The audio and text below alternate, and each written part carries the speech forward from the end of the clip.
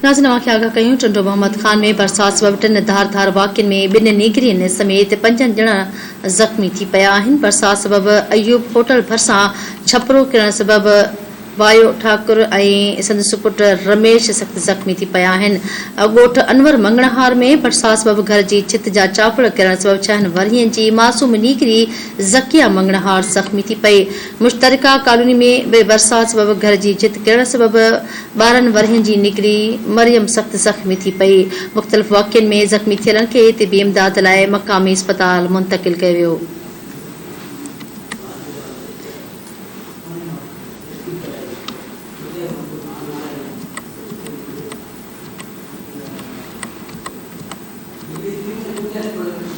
चोटियारी में मुतासिर नौजवान पारां मुबैना तौर तशद्दुद जो निशानो बणाइण खिलाफ़ एहतजाजी मुज़ाहिरो कयो वियो। मुतासिर नौजवान फैज़ मोहम्मद राजड़ इल्ज़ाम वड़ींदे चयो त जाबदार नसीर राजड़ ऐं ॿियनि मथसि तशद्दुद करे संदसि मोटरसाइकिल खे भञी छॾियो आहे। हुन ॿुधायो त तशद्दुद कंदड़ जाबदारनि खिलाफ़ चोटियारियूं थाणे ते चईन जाबदारनि खिलाफ़ NC बि कटराई वई पर पुलिस संदनि खिलाफ़ का बि कार्रवाई नाहे कई। मुतासिर नौजवान आला अख़्तियारनि खां मुतालबो कयो आहे त वाक़िए जो नोटिस वठी जाबदारनि खिलाफ़ सख़्त कार्रवाई कई वञे।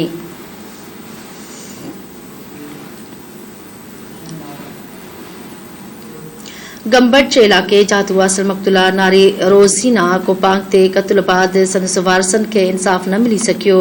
नारी जे क़त्ल केस में नामज़द केस में जाबदारनि खे पुलिस गिरफ़्तार न करे सघी।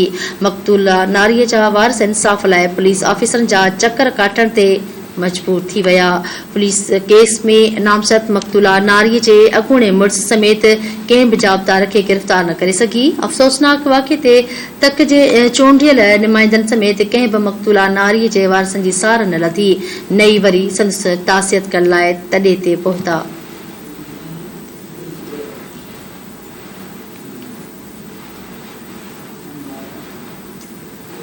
मदेजी में ॼातल मोटरसाइकिल हथियार बंदन वैन में सवार मुसाफ़िरनि खां रोक रक़म ऐं मोबाइल फोन फुर करे फरार थी विया।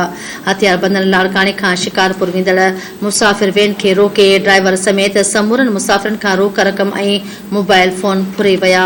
वैन ड्राइवर ॿुधायो त हुन फुरनि जो पीछो कयो पर जाबदार शहर जे पोस्ट ऑफिस वेझो मोटरसाइकिल फिटो करे फरार थी विया। मुसाफ़िरनि ॿुधायो त फोरन सवारी ख़ातिर वैन खे रोकियो जंहिं बाद हिननि रोक रक़म ऐं मोबाइल फोन फुर करे विया। पुलिस मूजिबि फोरन जी सुञाणप करे संदन मोटरसाइकिल बि तहवील में वरिती वई आहे। खेनि जल्द गिरफ़्तार कयो वेंदो। मुसाफ़िरनि आला अख़्तियारनि खां मुतालबो कयो आहे त फोरन खे जल्द गिरफ़्तार करे संदन फुर कयल सामान खे वापसि कराए वञे।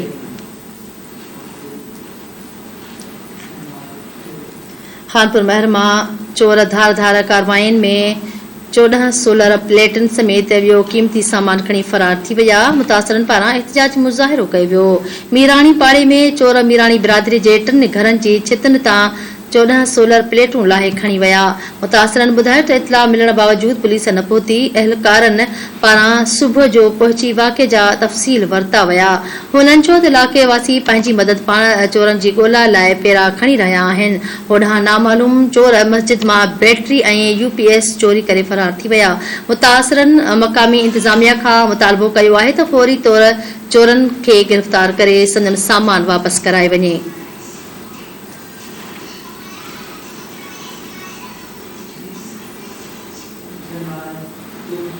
वाडह में जसकम पारां मक़तूल बिलाल काका जे कातलनि जी गिरफ़्तारी ऐं सिंध में धारियुनि जी आबादकारी ख़िलाफ़ एहतजाज मुज़ाहिरो करे धरणो हंयो वियो।